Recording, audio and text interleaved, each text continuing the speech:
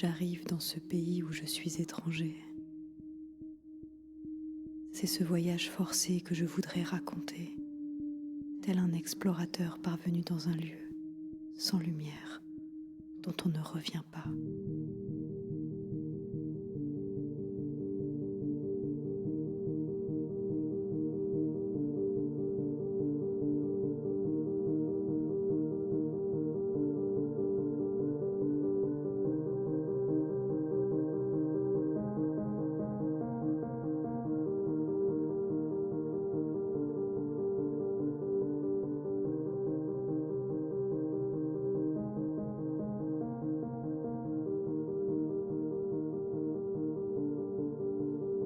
J'ai appris à l'âge de 16 ans que j'allais perdre la vue. À l'adolescence, je ne savais pas très bien ce que je voulais faire de ma vie et j'étais plus le même. C'était mes yeux, quoi. Mais c'est comme si j'anticipais qu'ils allaient partir.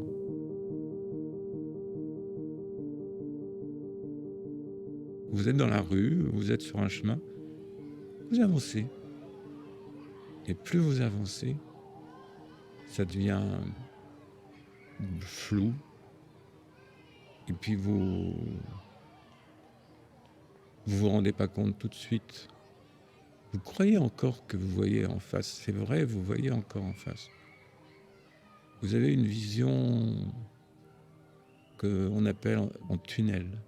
Des côtés, là, vous vous rendez plus compte que vous voyez pas, ou que vous voyez plus. Et puis, progressivement, elle va disparaître, donc ça va prendre du temps. Et là, vous allez vraiment être dans une forme de coton. C'est cotonneux. C'est un peu encore lumineux, ça peut être encore un peu lumineux. Ça passe un peu encore la lumière sur votre rétine. Mais c'est la fin. Et ça, vous le savez pas encore très très bien. Mais ça y est, ça c'est terminé.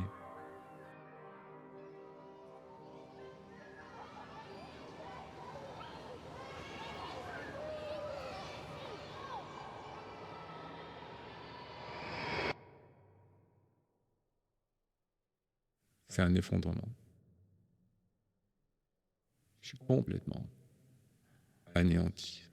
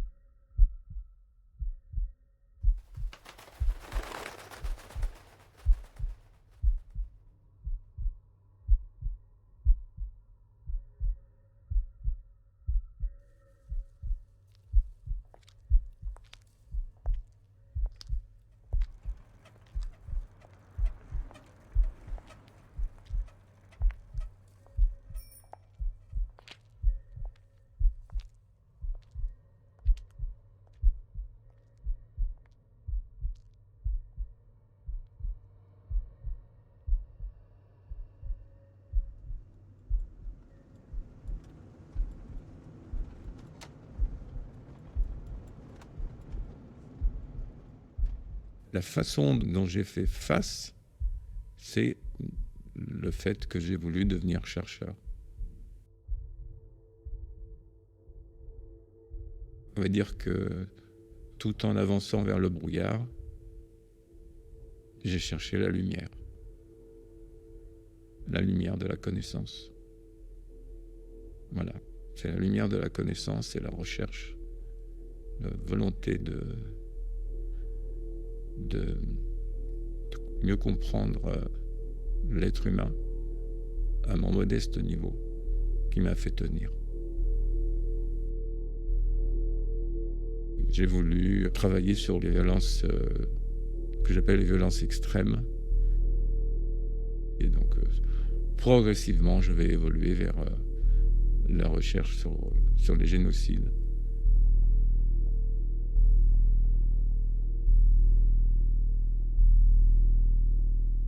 Et peut-être que, ne voyant pas, ça a pu m'aider à... parce que là, du coup, j'ai pas le choc des images. Peut-être que ça m'a aidé à travailler sur ce sujet-là, mais vous avez quand même des récits d'horreur qui vous arrivent dans la figure. Et à un moment, vous n'avez pas envie de... quelque chose qui se révolte, qui se rebelle en vous pour ne pas continuer tout le temps dans cette direction. Et à partir de ce moment-là, je me suis mis à travailler sur l'autre dimension. Cette question qui était ce qu'on appelle la non-violence, ou l'action non-violente. J'essaie de comprendre comment des hommes, des femmes, dans des situations d'oppression, étaient tentés de lutter sans armes et défendre leur dignité. I have a dream that one day this nation will rise up. Ces deux approches, pour moi, c'est les deux phases de l'être humain, qui est tout à fait capable de faire le meilleur que le pire, quoi. Enfin bon, c'est une banalité de dire ça, mais il faut essayer de comprendre comment ça se passe. Surtout dans la période qu'on vit aujourd'hui.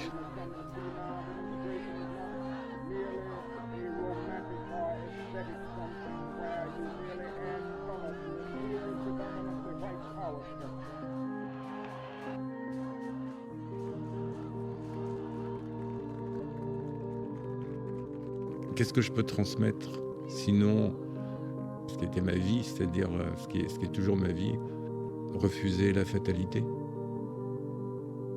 Battez-vous pour votre dignité.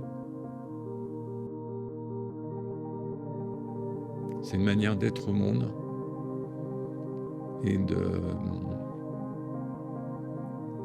faire face et avancer, malgré tout. Vivre avec.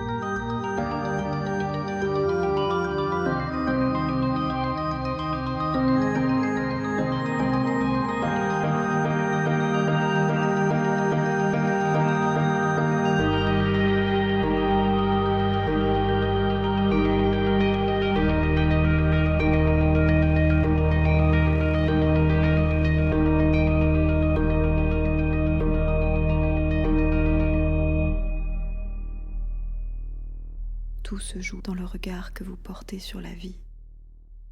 Or, le mien a toujours été celui de la révolte contre mon destin. Je veux croire au soleil, croire qu'il illuminera cette journée. Quelle sensation délicieuse que la chaleur de ce doux soleil sur le visage, avec ce petit vent frais du matin.